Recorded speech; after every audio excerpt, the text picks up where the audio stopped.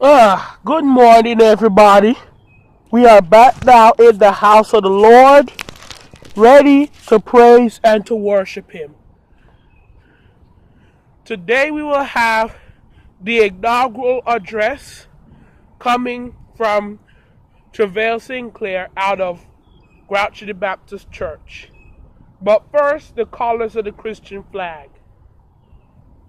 Red stands for the blood that Jesus shed on the cross 2,000 years ago, and He cried, "It is finished." Blue was for the water that Jesus baptized Himself in when the dove came out of heaven and said, "This is my Son, whom I am well pleased." And finally, white is for the peace of the earth. May God bless us with peace on earth. Amen. Now we will have the inaugural address from Minister Sinclair, Pastor Sinclair at Grouchy Baptist Church. Thank you.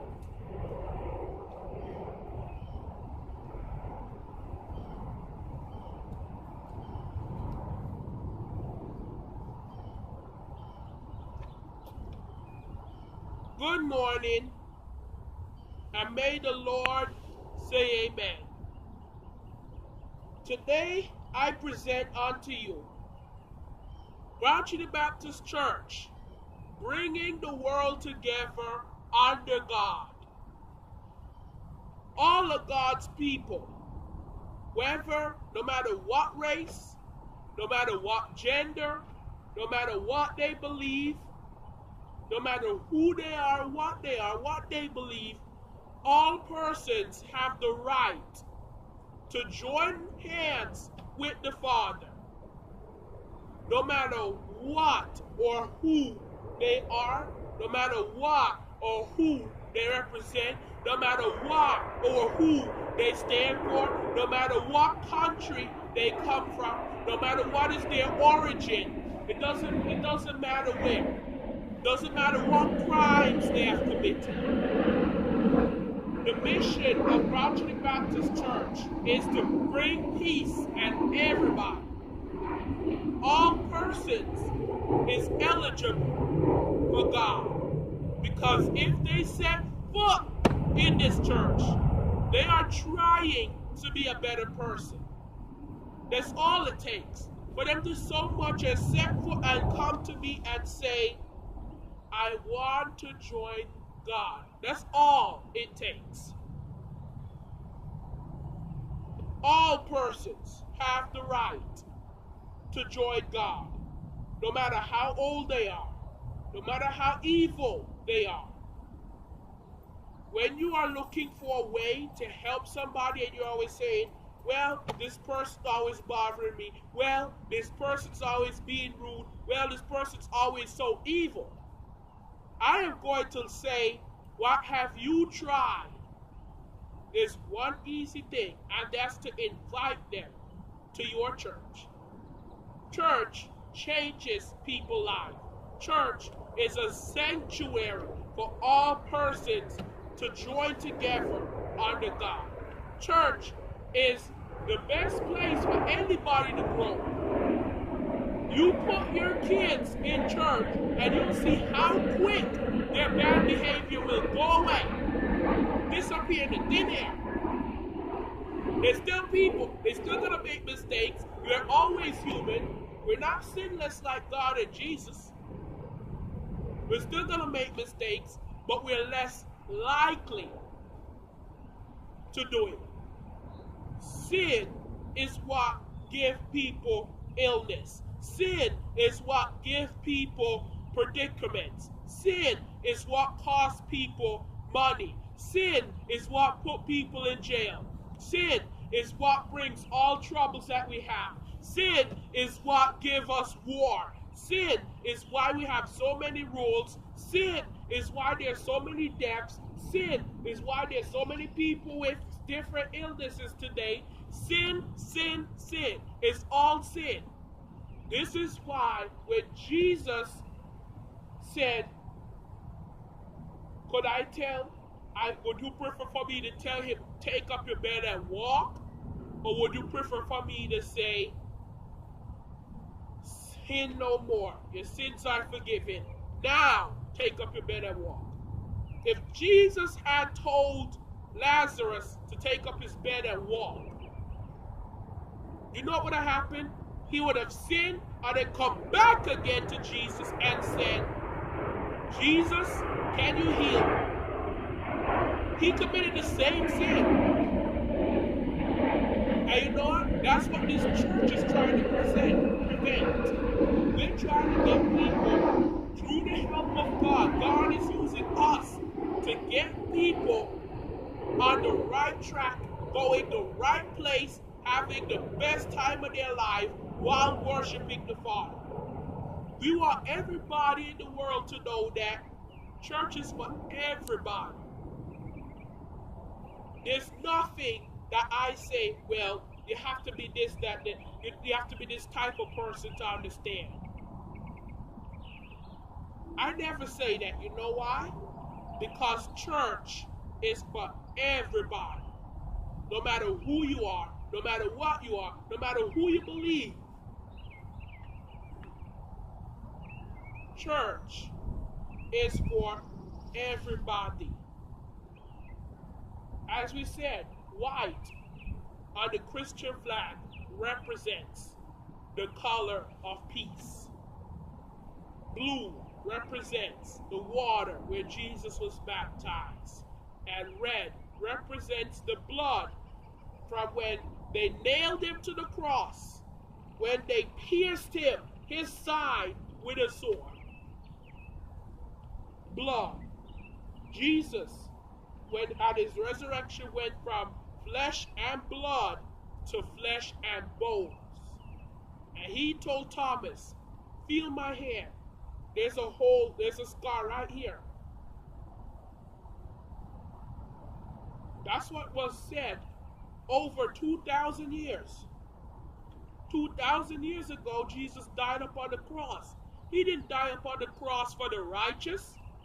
If the whole world was righteous, why would we need a second Adam to make things perfect? Why would we have to take the world back from the devil if the devil never had it? How am I going to take the pulpit when I have the pulpit? The devil doesn't have the world. If the devil didn't have the world, why would Jesus come and take the world? Why would I have to take the pulpit from anybody? And as you can clearly saw in the beginning of this video, there was nobody up here. So who am I taking the pulpit from? Loneliness? Because there's nobody up here. The only way I could have taken it from somebody if somebody was up here in this pulpit. Now we got a new facility, by the way, which I'm going to show you later. But so why would Jesus come down if everyone for the righteous? If everybody was righteous, then the devil would have taken the world. Because remember, Jesus said, I saw Satan fall from sky like lightning. He wanted to move his throne above God's throne. He fell out of the sky. He was casted out of heaven on earth. Then he stayed on earth. God turned the light on. Now he go in a serpent, which back then, serpent used to walk on two legs like we do. We walk on two legs. Get the serpent to tell Adam and Eve that, oh, have you tried the fruit? The fruit's delicious. It's not an apple, it's fruit. The fruit of the knowledge of good and evil. People say it's an apple, but it's not an apple, it's fruit. That one I had to clarify because everybody around me every day says, oh, but when Adam ate that apple, no, it was a fruit.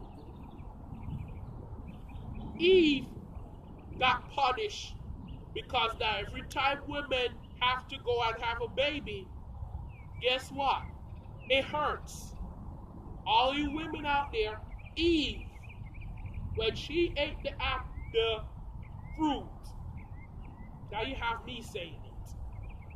I'm not going to say it though, because that's not true. But when Eve ate the fruit, all women had to bear pain when at childbirth.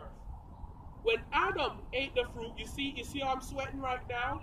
We never used to sweat. We never used to sweat. Adam never used to sweat until he ate the fruit. He got flesh and blood. He got blood in his body. He got sick. People get colds now. People can catch diseases now. Why? Adam ate the fruit of the knowledge of good and evil. So that's what Adam was punished with. And then he turned to the serpent and said, now you have to smell the dust for the rest of your life. You have to smell the dust. You know what that means? He had to crawl on his stomach. That's what the Bible meant when it says that the serpent had to smell the dust all of his life. The serpent had to slither around on his stomach. Snakes. People say, well, snakes ain't got no legs. They don't. After what devil got in the serpent and do, they don't now. The devil already tried to tempt Jesus, telling him, oh, turn this rock into bread. Jesus said, man shall not live by bread anymore. Jesus said, oh, if you jump off of this portico, you'll have all the world. Jesus said, get behind me, Satan, for I have all power in heaven and in earth. All power in heaven and earth. That's exactly what was said when the devil decided to say, jump off this portico, for I will give you. Jesus already have everything. But so somebody come here and tell me, oh, knock that pole down and I'll give you this garden. I already have the garden. But if I knock the pole down, I'm gonna get in trouble. I'm going to have to pay for the pole, because guess what? The pole is a part of this garden. You can't see it, but it's over there. So all of that I mean when I said that, my main point is, the devil really have no control here. None. And as I leave you this evening, brethren, I would say that if we continue to use the power and the glory of God, if we continue to use the system of factory default, that's the name of it, that's the feature sermon for this church, factory default.